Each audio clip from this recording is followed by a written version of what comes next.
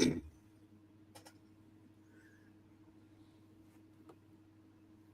evening. You're listening live to the Extreme Movie Show. I am your host, Rob, broadcasting to you from the Pinos Palace just west of Orlando, Florida. I'm in the Extreme Studios with RDV from the Great Midwest, and tonight our continued guest, Easy E. Eric Breen, also from the Midwest. Tonight, ladies and gentlemen, we're going to be discussing our last holiday movie, and I'm saying holiday on purpose here instead of Christmas because that's a factor about this film, called The Bishop's Wife, starring Cary Grant and a few other people from late 40s, I believe 48 it is. And I got to tell you guys, this is a first watch for me, and I'm going to be honest when I say this. I've mentioned it passing with some of the older films that we've done, whether they're Bogart, Gall films, or some other ones. I started watching this and said, man, this is a shitty color print. And then I went, wait a minute, the original's in black and white. Let me start over and look at that. And wow, what a difference that made, because it actually looked better, I thought, in black and white rather than a colorized version. I didn't know there was a color version. I only watched the black and white Tubi.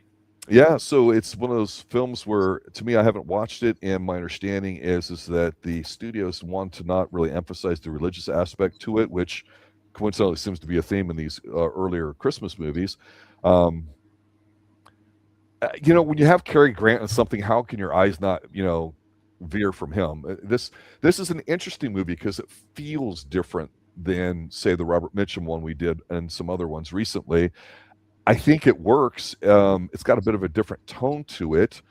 I just don't know how fun it was, I guess. So I'm trying to feel like how I reacted to it. Like, I think it's a good film, but I'm saying that intellectually with my brain and my heart, I don't know how to feel about it because it seemed like it was a message movie that we get at the very end. Mm-hmm. And I think thanks to Cary Grant, some good lines in here and scenes that he has in here, I think it's what makes it works for me. Now, Eric, you're the one that I think mentioned this one as a possibility and all that. You're familiar with. What's your initial take? This was a movie I resisted watching for years, and I don't know why. I watched it for the first time like 4 years ago, mm-hmm. and now I lead off the holiday season with it every year. This is like fourth year in a row I've watched it. I love it. I think it's just the interaction between, Dudley and the professor, the way he gets along with Julia, the scenes with Sylvester, the cab driver. I mean, the whole movie is basically about, he comes to help the bishop and ends up changing everybody's lives around him for the better. And you're right. It's not necessarily a fun movie, but it's an enjoyable movie. I mean, there's some fun scenes. The ice skating scene is really fun. Yeah. The bottle that never empties, that's clever. But it's just, I can't put my finger on it. It's not necessarily fun. It's not necessarily heartwarming. There's just something about it that I enjoy a great deal. It's a bit safe, I would say, but I'm curious because RDV, I don't know if this is a first watch for you. What's your initial take? It is a first watch for me, and watching this, as soon as Cary Grant comes on the scene, it's just like Cary Grant has that charisma. He brings that A-star, celebrity acting to this movie to basically people I've never seen before. This is the first watch for me too. Okay. Cary Grant there and just being just very, very happy, good guy here. And then we have Loretta Young playing Julia, the bishop's wife. You see her at the beginning, she's walking through, and she comes across this window here and has this nice hat. And she's kind of pointing after her too, and he's kind of following her too. And it just seems like, yeah, I wasn't sure what they expect this movie because it seemed like almost like this guy was like if he was an angel, is kind of falling in love with her, and throughout the movie. And that's a big element of this movie. And I wasn't sure if I was supposed to get there or not, but it kind of like this kind of, and like everyone loves Cary Grant in this movie. It's like Cary Grant wanted to be the angel. Why? Because he wanted all the girls to fawn over him. I don't know, it's part of the script or whatever, but it's true. Everybody he comes across is just enamored with him, even the professor and stuff, and he just does good deeds. Now, in his defense, though, throughout this movie, the bishop, played by David McNiven, is neglecting his family. He cares more about getting this cathedral belt where he's actually willing to basically skirt his morals, and just please this woman who basically doesn't care anything about her late husband having a giant plaque and or a glass stained window. So basically he's skirting his Christian, he knows what's right and wrong to just please her to get the money, and his wife doesn't care about that. She's hanging out with Cary Grant. She's going to their stuff they used to do back in the little village where basically the professor lives, and she's almost being romanced by him. That's the big issue I have with this film, is because while I like what happens at the end, it's a nice tidy ending and all that too. I look at this as another movie where it's like an assault on the family here, the husband and wife. God forbid the husband's actually trying to do something that's very meaningful in a religious sort of way, by having to deal with these people that want to give him money for the church thing, and he's distracted by it.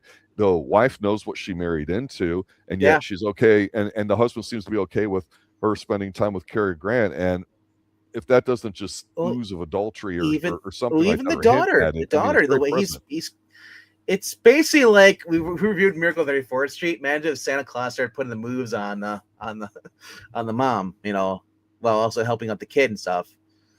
But overall, though, like I said, you're reminded though that he talks, he prevents David McDevitt's character Henry from calling that he's an angel. And he tries basically his best to get. Basically, the moral of the story, Henry basically prayed for guidance, or at least for stuff. And of course, Henry believes if this guy's an angel, why don't you snap your fingers and do a miracle and stuff? He's just like, that's not the way it works, And I love how Cary Grant so kind of plays Dudley. He's very just kind of laid back stuff. And I kept, like I said, I was telling you guys behind the scenes, I was like, as I was watching this could have been a straight up 2000s a psychopath horror movie where the guy is trying to steal the girl, then they have a big old fight at the end, stuff to the death. But instead this is more he admits, I guess later in the movie or so, that he might have had feelings for her. We're supposed to get that. But I also wonder in the fact that maybe Cary Grant's character he's just doing it on purpose to make he wants to get Henry jealous, so Henry forgets about everything else and realizes what he has, so he doesn't lose it. Yes and no. But go ahead. I was just gonna say, I guess it's up to whoever watches their interpretation. But obviously, you got the other fact that he kind of wants to get involved there. They do have a little spat at the end. He says, I'm willing to put up your dukes. He's like, you realize I can smite you as an angel, And even when Cary Grant has to leave at the end there, he kind of he talks about, she's going to go back to Loretta Young and testing. He's going so testing her too. Is I really want to go my next assignment. It's I kind of want to be here with you and stuff. And then she basically says no, reminding herself that she's in love with her husband, and he leaves. Pretty much, she kind of she passed the test. Yeah, she didn't do any leading on of Dudley. When this movie was set, obviously they love each other, but he has become obsessed with getting this cathedral built, and he's compromised everything to do his faith, everything, and dealing with a lady who is basically doing the same thing. She wants a monument to a husband that she never loved. And she's overcompensating, and that's where Dudley comes in and helps her when he's playing the harp, the song that only she and the man she truly loved. She made her realize that she was basically doing this for the wrong reasons, and so I think it wasn't supposed to be. And as far as whether or not he was falling in love with Julia, I think he was maybe enjoying himself a little bit too much in her company, but he never truly lost sight of why he was there. Exactly. And that's why I said, and yes, the movie ties up into a nice, neat little bow, but the way it gets there, it's actually, it's a little deeper than it appears when you're just watching it. But if you think about it a little bit, you realize what's motivating all these people. it's I think it's very clever the way it all comes together. When you first watched it, did you think the professor and the old lady Hamilton were going to get together because they both had the same similar romances? No, He was too afraid to speak up to the girl he liked, and she was too afraid to go after the guy that she liked. Instead, no, she settled for the rich guy. Two different plot lines, and yeah, the professor was basically a life of unrealized potential, and the fact that it's never too late.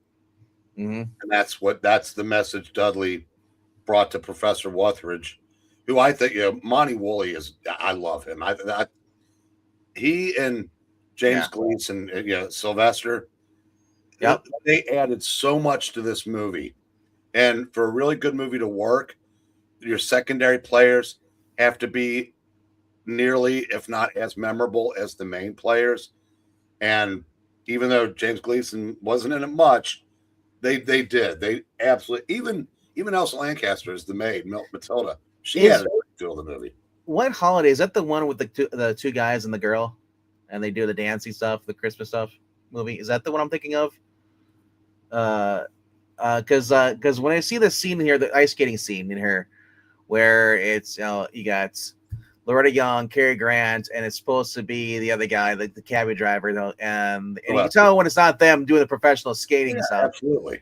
Yeah, but when you see like them doing the kind of like they're holding on to each other and they're kind of like walking back and forth, like almost like skipping on the ice as they get as the scene ends. It kind of reminded me of like I think it was White Holiday with Bing Crosby and stuff. And where they have I kind of feel a little differently about the ice skating scene because there's a part of it that goes, even if the guy's distracted or old or whatever the situation is, there's just certain things as far as men go that you go, yeah, you can tell me you're an angel, which they have the conversation and he doesn't believe him. So some of that stuff is smart, but he would know full well, don't leave this man alone with my woman. I mean, and they're skating and have a good time. And of course you have to, right? But it's just, there's little things about this, like, again, lack of respect for their marriage. But that's the point of the movie, is that in going through all this, and at the end, the best line that he does have is, and RDV kind of mentioned earlier, where he says, hey, you prayed not for a solution, but you prayed for guidance and you got it, not for an answer. And that's true. God works in mysterious ways, sort of things. And so that's one of the things that I was kind of surprised about this movie, is that one, it's got Cary Grant in it, so I don't mind him being an angel. I think he did a great job in it. Cool. But they didn't want to make this movie seem religious at all, like they didn't want to do in the last movie that we did too. It's like they're afraid of saying, yeah, we have a Christmas movie, and it's like, why not lean into that a little bit? I don't understand. They did a little bit with the birth of Christ, and the story of Bethlehem with everybody, the wise men stuff, where Cary Grant's talking to little Debby, and just telling her the story, and he kind of leads it, and he's like, "Oh, your father can tell the rest." And he was so jealous of them, and more so mad himself, that he, after Dudley left, he got upset. He's like, I'm not gonna tell you a story. Like, it's just like, so I kind of like that with Henry's character, as he gets towards the end here, he starts to realize what's more important. Focusing all his time on trying to please a woman who basically doesn't give a crap about him, just only wants what she wants, or do the right thing. Job. Yeah, it is a big deal because it's revealed that she the point. The only reason he's bishop because of her. Yeah, so he basically became her lackey. But the other thing too is that what I don't appreciate in this particular case, and it's a theme I've been thinking about lately, and it's going to get a little deep here for a second, guys. But follow me. As a guy, of course, we think about our wife and our children and all that. But at the end of the day, there's something called legacy, and it's not just your family, it's what the mark is that you leave on the world. And so Scrooge immediately comes to mind, where he's maligned as an evil capitalist, and people like to paint him that way, Hollywood does. And in here I go, hey, this guy does a very important job. He's got to deal with an incredible amount of sum of money. He's got to balance egos and all that, and that's what he gets paid to do. That's what he does. Let him cook is what I'm thinking. And yet it's seen in a negative light here, in a sense that it's such a big deal that he can't handle it, and it's a distracting thing, that we need this, for lack of a better term, supernatural intervention for everybody to kind of see the light, which I don't necessarily mind. But it's like the scene where Dudley the angel, where he's with the little girl, And what is it, the snowball thing? He's like, you can throw it. She's like, no, I can't. I'm a girl or whatever. And it's like, you just pick it up. And he's so good with kids. He's very natural, right? She Yeah. picks it up and just barely throws it. And you can see it. I kind of laughed when I saw it because it looks silly. But the snowball flies and it hits the guy. And they're like, hey, you're on our team or whatever like that. And I just thought, if we're thinking about it at face value, even though it's kind of cute, everybody knows here they did not come to the answer themselves.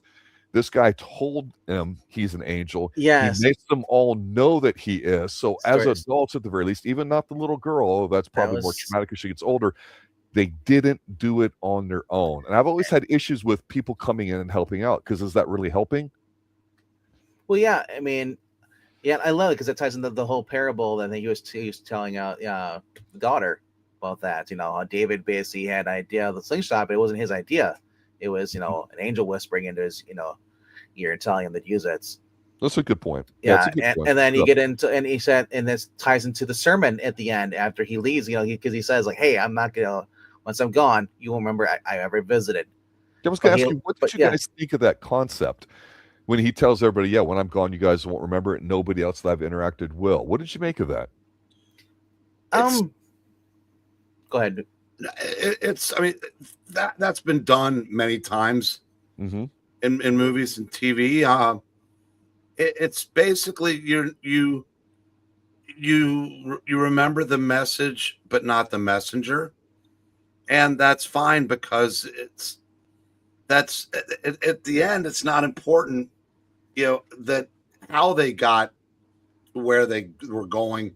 It's that they got there, and sometimes you need a little guidance, and it lent a little, I don't know, melancholia to the movie, I guess. I was gonna say him telling the story. A good idea to do that. Him telling the story to the professor about the coin, and that basically gave the professor the nudge he needed, and just to move on with his life and take the leap, take the leap of faith and start doing our research stuff. But I want to talk about the special effects in here, the little animations they did in here. We first get to see it basically when Cary Grant, he's going to organize all these index cards, and he basically throws it, and you see like the little animation goes, kind of like a Disney animation thing. Can't think of watching a Pete's Dragon, animation they put over the slides, and they call the cards going in the spot. He does it again when we see him with the drinks. I thought that was kind of cool too. And then we see him at the church, St. Timothy's, with the choir boys. So he's like, because there's no one there, so he basically waves his hand, and all of a sudden these kids start showing up out of nowhere and start singing.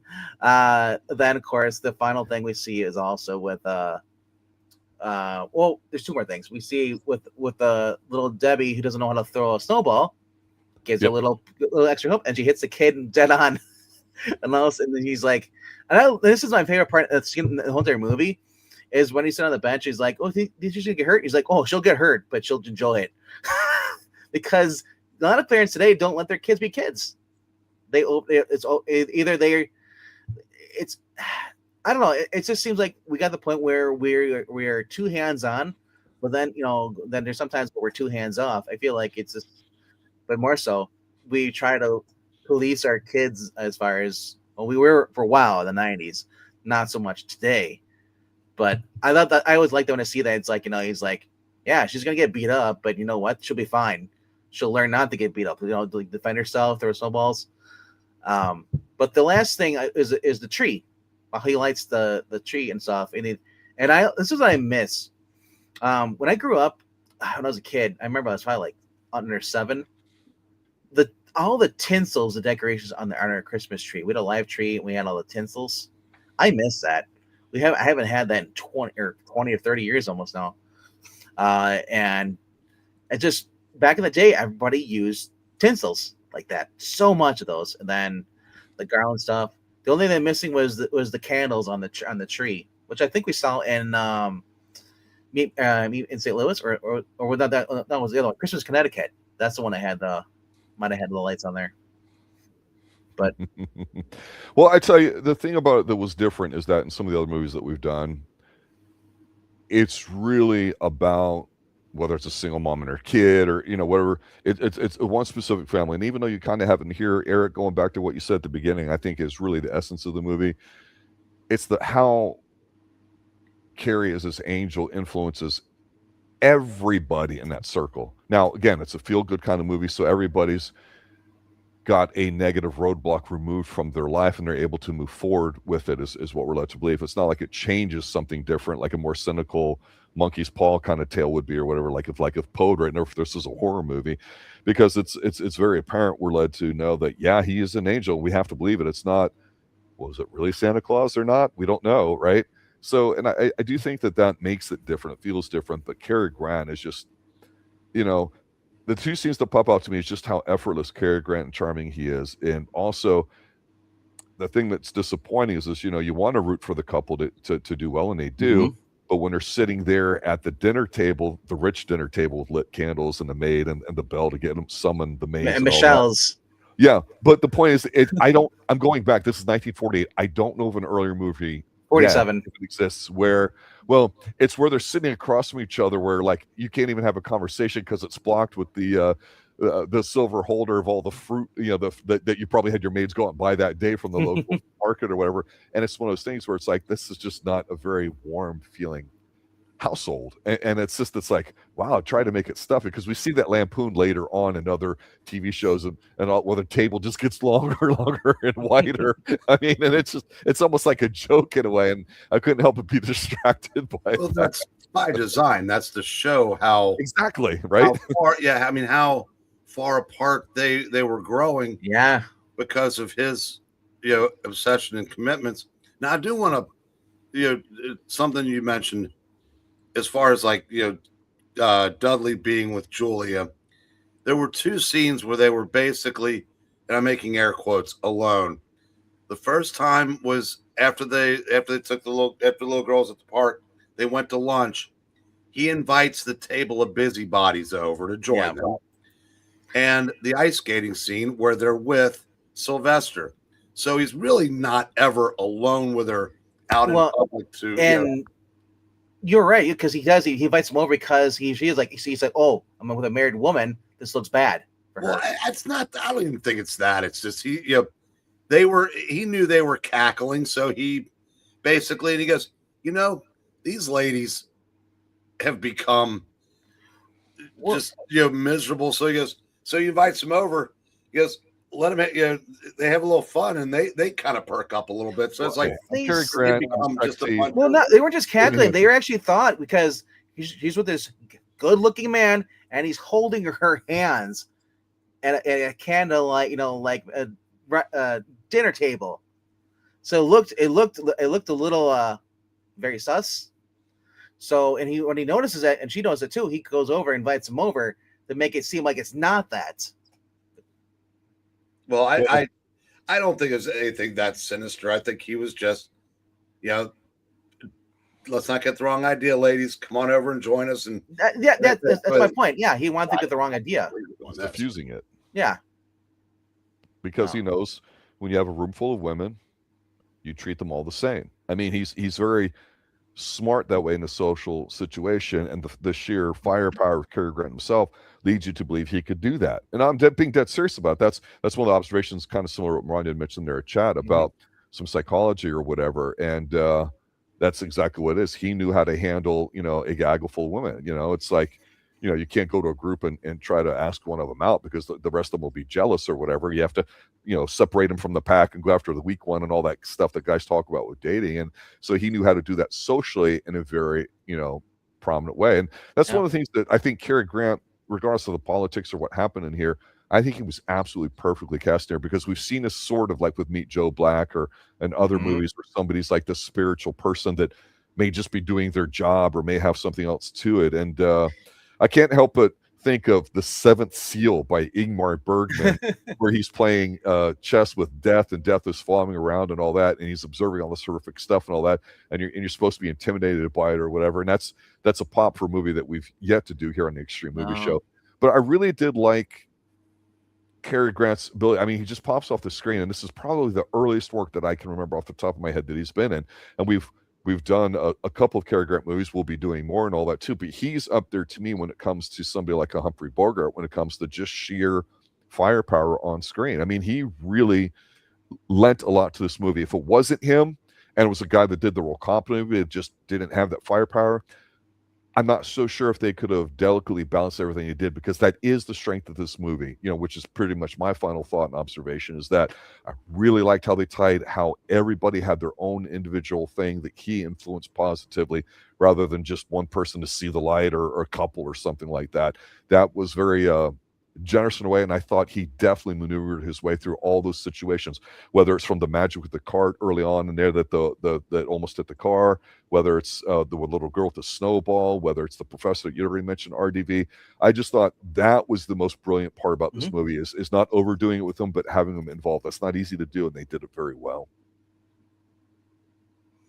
Yeah, Marani's bringing it up. It's like, can anybody see David Niven and Dudley's role? No, and that we never would have worked out, especially when you bring in Cary Grant, and they bumped him over him to being Henry. Before Henry was supposed to be Dana Andrews from Laura, and then when Cary Grant appeared on the scene, they just get yeah, we don't need you, Dana.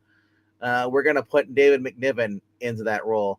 Kind of shifted him over to the Henry's role, and Cary Grant be the the angel, and it made more sense because he's a good-looking dude. He's very kind, and any man would be jealous of him. I may be wrong about David Niven here, but I thought, and I may be wrong, he was on the short list being considered to be one of the first James Bond. Yes, he was. He was. Yeah. And that whole suave thing is why I'm thinking about that. Yeah. He did get to play him in Casino Royale, and when they had the 4 Bonds, he was one of them in the spoof version. Yeah, who's the next Bond? I think, honestly, Amazon's going to screw up Bond. We already know that. And even Barbara Broccoli screwed it up, even though they tried their thing with Casino Royale. I thought was actually a great movie, but I just think, David's influence on the series was not good. But Amazon's now in charge, so it's going to get the negative treatment that Lord of the Rings has done, I think. And I think they're going to fuck it up. And I hope, and I'm only hoping because I'm assuming they would do it right. I don't have confidence in that. I take my money. I want to see a one-off James Bond with Pierce Brosnan doing it in that role. I'm being honest. I didn't say anything about James Bond, so I don't know what you're talking about. Well, who's going to be the next Bond or whatever? Because some of these, I think these comments come from both streams, right? So who's the next Bond? That's from Flabba Jabba. Oh yeah, Flabba Jabba, yeah. And because we were talking, I was just curious why Marani was singling me out, because I don't care who's the next Bond. I'm not watching it. They fucked up. They won't make it be a Bond movie, is what it is. They won't. That's the problem. Pierce Brosnan was the last best Bond they had, and they decided to go out with a whimper. And it just was. And I don't think Rami Malek was the worst Bond villain. I could do Rami Malek as an imitation, RDV. I'd like to do him for you right now. You ready? Oh, don't do him in front of me. I watched the Bishop's Wife movie, and I thought it was a fantastic film. Well, that's Rami Malek right there, ladies. Rami Malek, you know who he is? He's from Band of Brothers. He was the crazy guy that was eating the. He was in that robot show that I actually liked. Mr. Bad Robot, or Mr. Robot? Mr. Robot with Christian Slater, dude. No. And also he was in the remake of Papillon as well. So honestly, I don't want them doing any more Bonds. I'm surprised they haven't figured out, you know what? Instead of doing Bond, let's do what was Bond's friend's name? Felix Leiter, what it is? Yeah. Mm-hmm. What do we do with him? But no. It's just there's unless they're gonna go back to the ways of Pierce Brosnan in the early 90s, or even go back to like Sean Connery, sometimes you just got to slap a woman, Is Amazon making a season 3 of Lord of the Rings? I don't know. Are they? I don't know. My point is, are they? I don't know. I don't care. $1 billion they spent on that.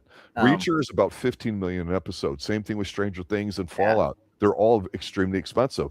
Sometimes they look expensive, but not really. But back to the movie, though. Yeah. Well, but my point is Amazon could do something and say, you know what? Every year we're going to come out with 5 different types of holiday movies and make them in different styles instead of everything by what Amazon thinks they want to have out there in terms of propaganda.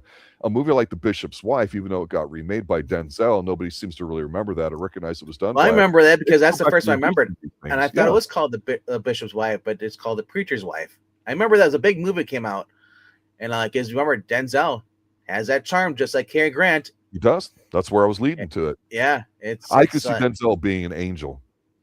Yep.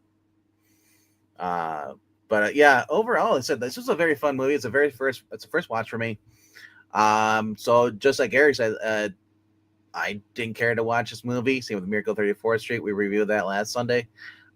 This is the first watch for me. I've never watched these movies before.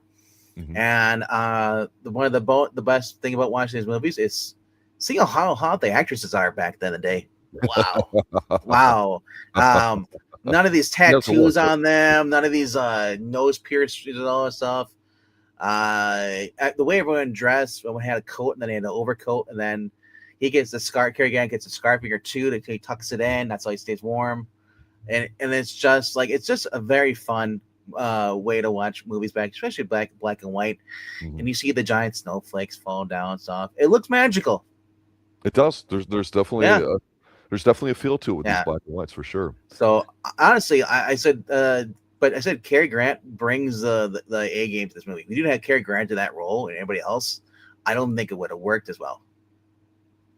Now, Eric, you mentioned something at the beginning I thought was interesting. Made me think of the last couple of weeks reviewing some of these movies. I know I get picky about Christmas movies and how Hollywood wants to make a Christmas movie but not call it Christmas and not really talk religion, and it's more about the feel-good stuff. And I get it, right?